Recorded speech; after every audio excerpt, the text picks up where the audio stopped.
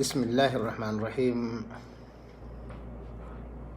إن الحمد لله نحمده ونستعينه ونستغفره ونؤمن به ونتوكل عليه ونعوذ بالله من شرور أنفسنا ومن سيئات أعمالنا. من يهده الله فلا مضل له ومن يضلل فلا هادي له. وأشهد أن لا إله إلا الله وأشهد أن محمدا عبده ورسوله. أما بعد، مشاہدین کرام و دینی و اسلامی بھائیوں، غزوہ بدر کے تعلق سے ہمارا درس چل رہا ہے۔ آج کے اس درس میں کچھ ایسی باتیں میں آپ حضرات کے گوش گزار کرنے کی کوشش کروں گا جو یقیناً ہمارے اندر حماس اور ہمارے اندر بہادری کا ایک جذبہ پیدا کرے گی۔ آپ کو معلوم ہے کہ غزوہ بدر اسلام کا سب سے پہلا معرکہ ہے جو مشرکین مکہ اور مسلمانوں کے درمیان پیش آیا، اور بہت سارے مواقف ایسے اس غزوات کے اندر پیش آئے کہ یقیناً مسلمانوں کے اندر اس کے جاننے کے بعد ایک جوش اور جذبہ پیدا ہو جاتا ہے کہ کاش کہ ہمارے اندر بھی وہ چیزیں ہوں اور ہم بھی فدائیان اسلام کی طرح اپنے آپ کو اسلام کے حوالے کر دیں۔ اور جب تک کہ ہم اور آپ اس طریقے سے اسلام پر فدا نہیں ہوں گے، کامیابی سے سرفراز نہیں ہو سکتے۔ میرے دینی و اسلامی بھائیوں، آئیے میں ایک ایسے بہادر اور جری بچے کا قصہ واقعہ جو اس غزوہ بدر کے اندر پیش آیا تھا میں بتانے کی کوشش کروں گا کہ نبی کریم صلی اللہ علیہ وسلم نے جب اعلان کیا تو مسلمانوں کی تعداد کوئی زیادہ نہیں تھی، اور آپ کو معلوم ہونا چاہیے کہ اس غزوے کے اندر جہاں مشرکین مکہ کے بڑے ہی جید اور جگادری اور پہلوان شہید ہوئے، وہیں پر صرف مسلمانوں کی طرف سے اللہ کے فضل و کرم سے 14 صحابی شہید ہوئے، جبکہ مشرکین مکہ کے بڑے بڑے سرداران جو اپنے وقت کے بڑے ہی جید بہادر مانے جاتے تھے، تہ تیغ ہوئے اور اپنے انجام کو پہنچے۔ عزیز دوستو، مسلمانوں کی طرف سے جو شہید ہوئے تھے لوگ، جو صحابہ کرام شہید ہوئے تھے، ان میں سے ایک نام حضرت عمیر بن ابی سعد کا آتا ہے۔ حضرت عمیر بن ابی وقاص یہ حضرت سعد بن وقاص کے بھائی تھے۔ یہ عمیر بن ابی وقاص جب وہ آتے ہیں تو نبی کریم صلی اللہ علیہ وسلم کے سامنے ان کے روبرو نہیں آتے، ادھر ادھر چھپے پھرتے ہیں۔ ان سے پوچھا جاتا ہے کہ آخر آپ کیوں نبی کریم صلی اللہ علیہ وسلم سے اپنی شکل و شباہت چھپائے پھرتے ہیں، کیا وجہ ہے؟ جبکہ آپ جنگ میں جانے کے لیے تیار ہیں۔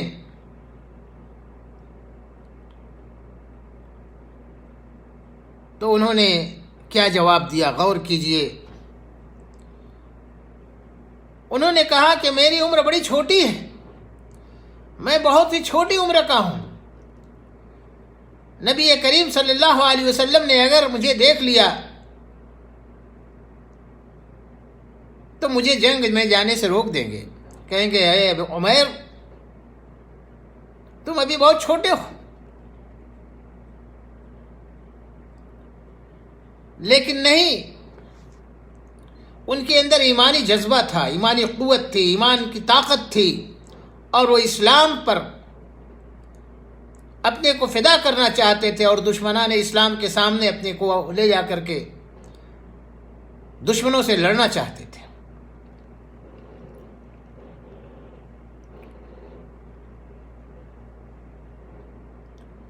اور ایسے ہی ہوا بھی، ان کے بھائی نے جب انہیں دیکھا، حضرت سعد بن وقاص نے،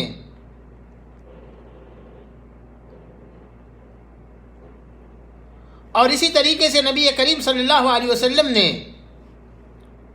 تو عمیر سے کہا کہ اے عمیر تم بڑے کم سن ہو، تمہاری عمر بڑی کم ہے،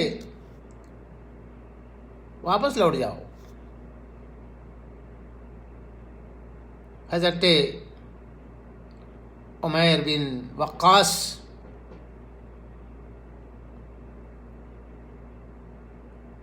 نبی کریم صلی اللہ علیہ وسلم کی بات سننے کے بعد اپنی جرأت اور بہادری کا مظاہرہ کرتے ہوئے جنگ میں جانے کے لیے تیار کھڑے ہیں۔ اللہ کے رسول نے انہیں اجازت دے دی۔ غور کیجئے دوستو، انہیں معلوم ہے کہ یہ جنگ مارو یا مرو،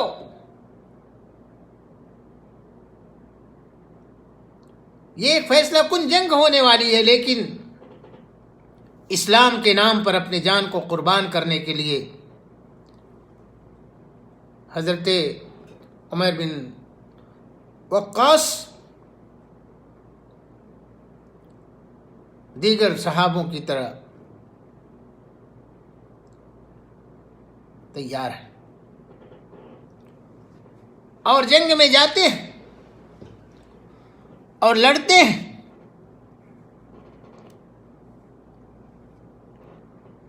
اور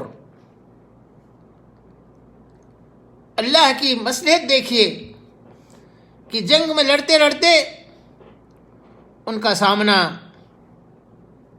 ہوتا ہے کس سے؟ اسلام کا وہ دشمن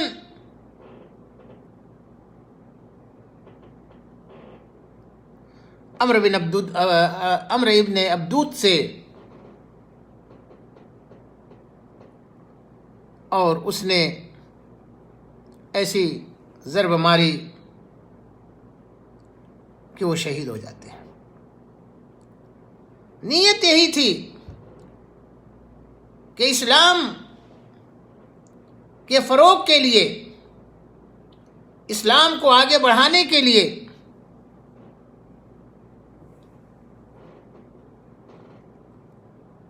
اپنی جان کو بھی قربان کرنے کے لیے کوئی دریغ نہیں کرتے تھے۔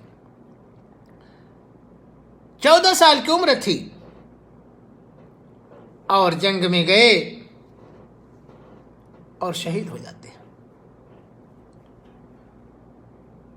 عزیز دوستو،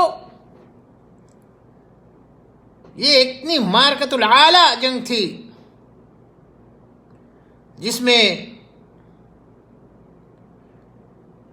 مشرکین مکہ کے بڑے بڑے سردار شرکت کیے ہوئے تھے۔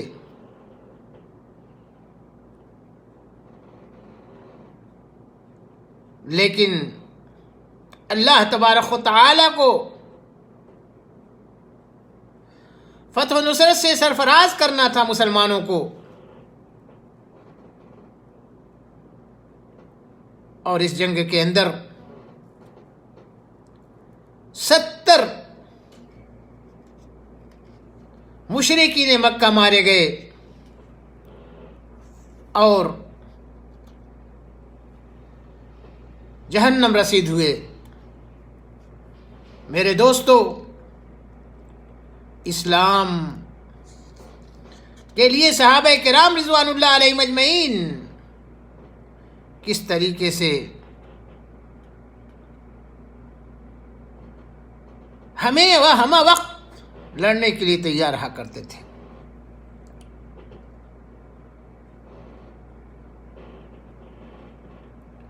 جبکہ ایسا نہیں کہ مسلمانوں کی طرف سے کوئی شہید نہیں ہوا، مسلمانوں کی طرف سے بھی 14 اشخاص شہید ہوئے اور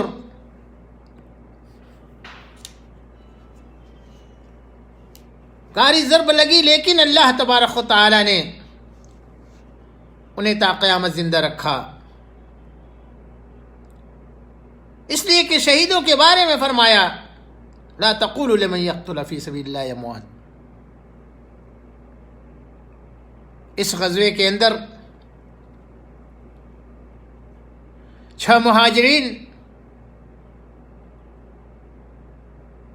جو مکے سے ہجرت کر کے گئے تھے مسلمانوں کی طرف سے، جنہیں مہاجر کہا جاتا تھا، وہ شہید ہوئے اور 8 انصار میں سے شہید ہوئے۔ میرے دینی و اسلامی بھائیوں، مسلمانوں کے اندر کس طریقے سے اسلام کے نام پر، اسلام پھیلانے کے نام پر، اللہ اور اس کے رسول کی تعلیمات پر فدا ہونے کے لیے قربان ہو جایا کرتے تھے،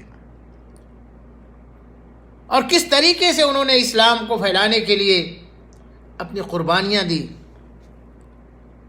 عزیز دوستو،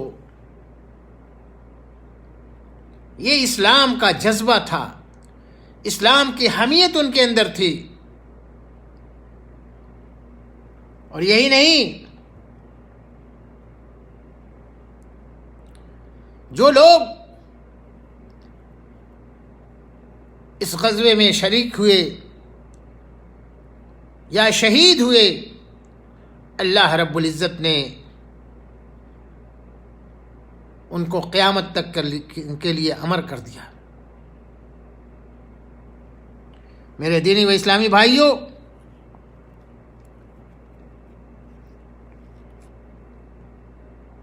یہ غزوہ اسلام اور کفر کے مابین پہلا غزوہ تھا،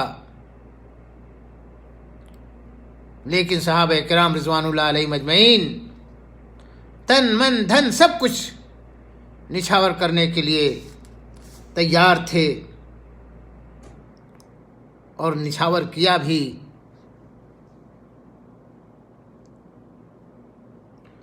اور اسی طریقے سے اللہ رب العزت نے اس غزوے کے اندر جو مشرکین تھے، مسلمانوں کی بنسبت 5 گنا زیادہ جو ہے مشرکین مکہ مارے گئے۔ یہ تو 14 تھے جو شہید ہوئے اللہ کے راستے میں، لیکن جو کفر و شرک اور دعوت اسلام کے عادی تھے، دشمن تھے، 1 نہیں 2 نہیں 14 نہیں، 14 × 70 اس کے 5 گنا جو ہے مارے گئے۔ اور اس طریقے سے اس غزوے میں بڑے بڑے سردار کو تہہ تیگ کیا گیا اور کیفر کردار تک انہیں پہنچایا گیا، جن میں سے عتبہ بن ربیعہ جو ابو سفیان کا سسر تھا،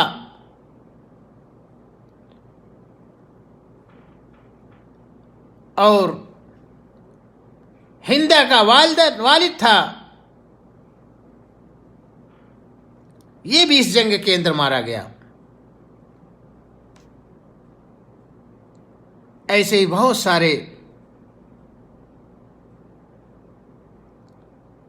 اس سے پہلے میں نے بتایا تھا کہ ابو جہل بھی اسی جنگ کے اندر اپنے انجام کو پہنچا تھا اور اسے بھی جہنم رسید کیا گیا۔ میرے دوستو، اپنے اندر ایمانی طاقت پیدا کیجئے، ایمان کے جذبے کو اپنے اندر سموئیے، اللہ اور اس کے رسول کے بتائے ہوئے طریقے کے مطابق زندگی گزاریے۔ یقیناً ہمارے اور آپ کی کامیابی اسی کے اندر پنہا ہے۔ اگر ہم اور آپ اسلام کے بچاؤ کے لیے اسلام کے اوپر جمے رہیں، کتاب و سنت کو پکڑے رہیں، تو یقیناً کامیاب ہو سکتے ہیں۔ عتبہ جو کہ ربیعہ کا بیٹا تھا، سردار تھا، وہ بھی اس جنگ کے اندر اپنے انجام کو پہنچا۔ اس لیے میرے دینی و اسلامی بھائیوں، ہمیں نبی کریم صلی اللہ علیہ وسلم کے اوامر کی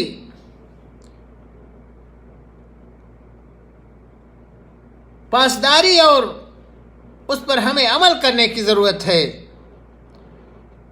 ہم یقیناً کامیاب رہیں گے ہر مرحلے کے اندر، اور اپنے اندر ایمانی حمیت پیدا کریں، ایمانی جذبہ پیدا کریں۔ یقین جانیے دوستو، ہم کامیاب ہو جائیں گے۔ لیکن آج ہماری ہی حالت بد سے بدتر ہوتی چلی جا رہی ہے۔ ہم خود اسلام سے دور ہوتے چلے جا رہے ہیں، غیروں کے نقش قدم پر چلتے ہیں جو اسلام کے اعداء اور دشمن ہیں۔ اس لیے دینی و اسلامی بھائیوں، ہمیں ضرورت اس بات کی ہے کہ ہم نبی کریم صلی اللہ علیہ وسلم کی لائی ہوئی شریعت اس پر عمل کریں، ہر امور کے اندر ہم اس پر چلیں، ہم یقیناً کامیاب ہو جائیں گے۔ اور نہیں تو ذلت اور خواری جس طریقے سے آج مسلمانوں کا جیسے لگتا حظ ہو چکا ہے، ان کی قسمت میں لکھا جا چکا ہے۔ نہیں دوستو،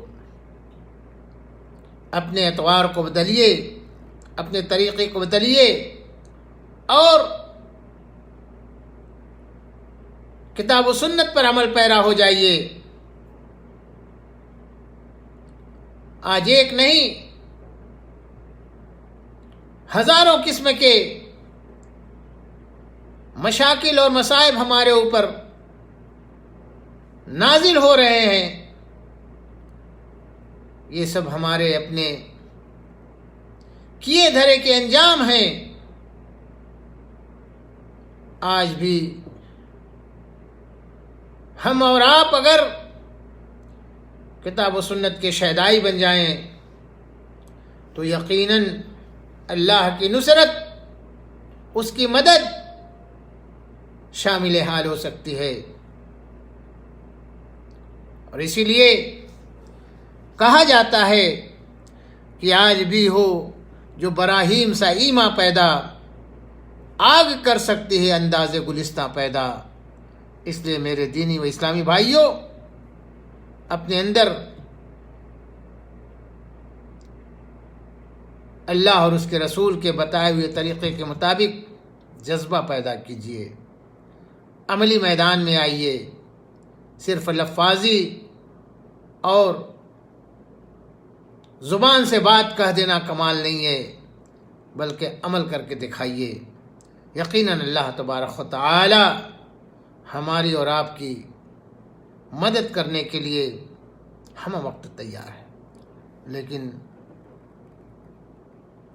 ہم اور آپ کچھ نہ مانگتے ہیں، نہ کرتے ہیں، نہ شریعت کے مطابق چلتے ہیں، اس لیے حالات بد سے بدتر ہوتے چلے جا رہے ہیں۔ اللہ وحدہ لا شریک سے دعا کرنا چاہیے، اللہ تبارک و تعالی ہم مسلمانوں کو کتاب و سنت کے مطابق عمل کرنے کی توفیق عنایت فرمائے۔ وما علینا الا البلاغ وآخر دعوانا ان الحمد للہ رب العالمین۔ السلام علیکم ورحمۃ اللہ وبرکاتہ۔